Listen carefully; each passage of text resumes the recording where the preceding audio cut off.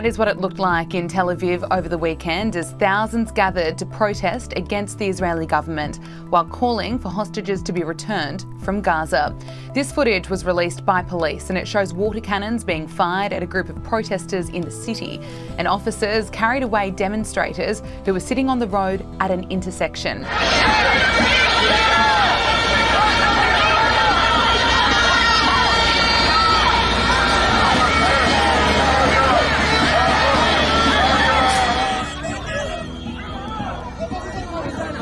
The Times of Israel is reporting that the clashes between protesters and police were the most violent of their kind since the Israel-Hamas war broke out on October 7.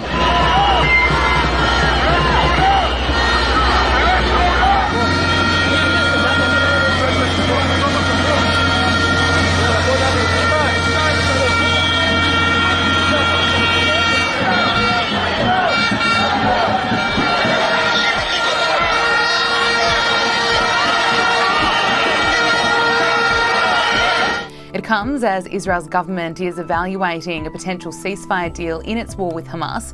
A multinational committee is in Paris to negotiate a deal for the release of the hostages. In Rafah, an estimated 1.5 million displaced Palestinians have sought refuge. Efforts toward a ceasefire in Gaza reportedly gaining momentum. A Friday meeting between U.S., Qatari, and Egyptian mediators laid out a more detailed groundwork for a release of Israeli hostages in exchange for a pause in the fighting. This as the Israeli military has shifted its focus to Rafah, a city in the southern part of the Gaza Strip near the border with Egypt, where an estimated 1.5 million Palestinians have sought refuge. Netanyahu says even if a ceasefire agreement is reached, the IDF intends to continue with its plans for a ground operation in the south.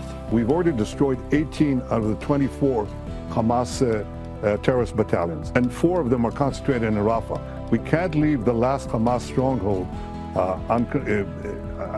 without taking care of it. Obviously, we have to do it. Meanwhile, the situation there is growing increasingly desperate.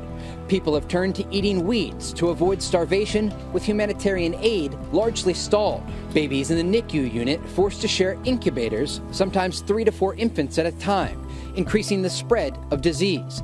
The U.S. is urging Israel to show restraint. We do not believe that an operation, a major military operation, should proceed in Rafah unless there is a clear and executable plan to protect those civilians, to get them to safety, and to feed, clothe, and house them. And we have not seen a plan like that. Netanyahu releasing a proposal Friday for the Israeli military to occupy Gaza indefinitely, even after the war is over. That plan roundly rejected by the Palestinians and other Arab nations. That plan is also at odds with the American desire for a 2-state solution and Palestinian control of Gaza.